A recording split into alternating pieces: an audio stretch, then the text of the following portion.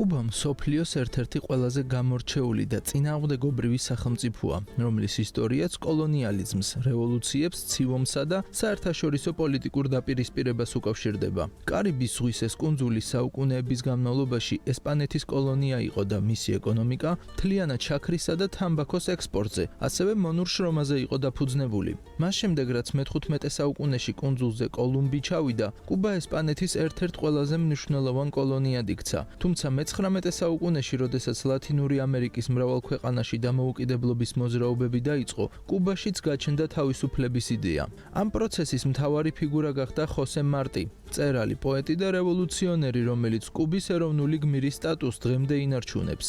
1895 წელს რევოლუციური მოძრაობა დაიწყო, რომელსაც სწორედ მარტი ხელმძღვანელობდა.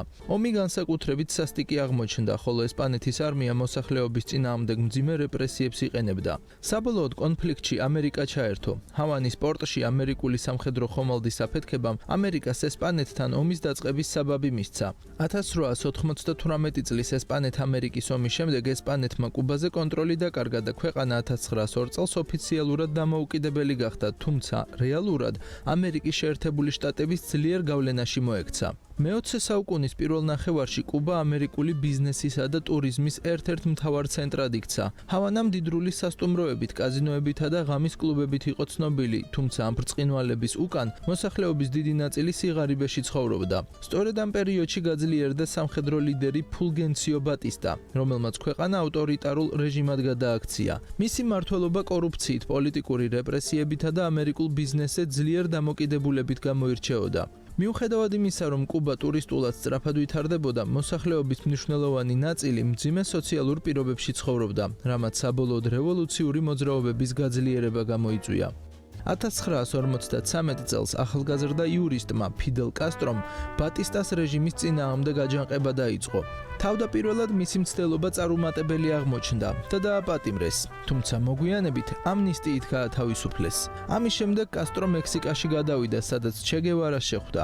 სწორედ იქ ჩამოყალიბდა რევოლუციური ჯგუფი, რომელმაც 1956 წელს კუბაში დაბრუნების შემდეგ პარტიზანული ბრძოლა დაიწყო. რამდენიმე წლის განმავლობაში მიმდინარე ომის შემდეგ 1959 წლის იანვარში ბატისტა ქვეყნიდან გაიქცა, ხოლო კასტროს ძალები ჰავანაში შევიდნენ. ეს მოვლენა მსოფლიო ისტორიაში ერთ-ერთ ყველაზე მნიშვნელოვან რევოლუციად ითვლება. კასტროს ხელისუფლებაში მოსვლის შემდეგ კუბა რადიკალურად შეიცვალა.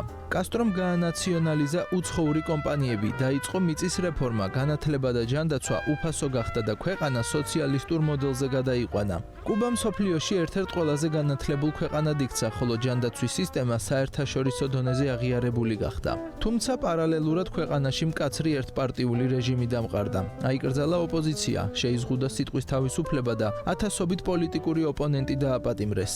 1960-იან წლებში კუბა საბჭოთა კავშირის მთავარი მოკავშირე გახდა, რამაც ქვეყანა ცივი ომის ეპიცენტრში მოაქცია.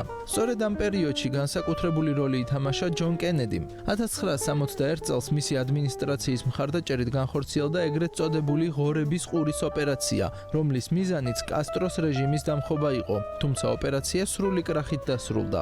ამის შემდეგ კასტრო კიდევ უფრო დაუახლოვდა საბჭოთა კავშირს. სიტუაციამ კულმინაციას 1962 წელს კარიბის კრიზისის დროს მიაღწია, როდესაც საბჭოთა კავშირმა კუბაში ბირთვული რაკეტები განათავსა. მსოფლიო ბირთვული ომის ზღვარზე აღმოჩნდა.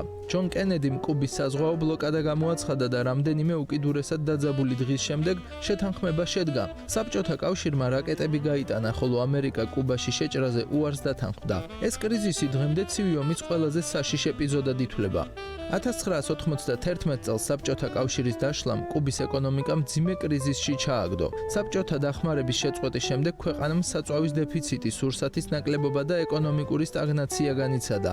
ამ პერიოდს კუბაში სპეციალურ პერიოდს უწოდებენ. მიუხედავად მძიმე მდგომარეობისა, ხელისუფლებამ სისტემა შეინარჩუნა და ეკონომიკის ნაწილობრივი ლიბერალიზაცია დაიწყო. ქვეყანა უფრო მეტად დაეყრდნო ტურიზმს, სამედიცინო მომსახურების ექსპორტსა და უცხოეთიდან მიღებულ ფულადგზავნილებს. დღეს კუბა კვლავ კომუნისტური სახელმწიფოა, თუმცა ბოლო წლებში გარკვეული ეკონომიკური ცვლილებები შეინიშნება. ქვეყანა კვლავ მძიმე ეკონომიკურ გამოწვევებს ებრძვის, დაბალი ხელფასები, ინფლაცია ინფლაცია და პროდუქციის დეფიციტი მოსახლეობის ყოველდღიურ პრობლემად რჩება. ამ ყველაფერს ემატება ამერიკის შეერთებული შტატების სანქციებიც, რომლებიც კუბის ეკონომიკაზე მნიშვნელოვან გავლენას ახდენს. მიუხედავად ამისა, კუბა კვლავ ინარჩუნებს უნიკალურ კულტურულ იდენტობას. ჰავანის ქუჩებში დღემდე გადაადგილდება კლასიკური ამერიკული ავტომობილები, ქალაქი სავსეა კოლონიური არქიტექტურით, ხოლო სალსა, ლათინური მუსიკა და კუბური სიგარები ქვეყნის სიმბოლოდ რჩება.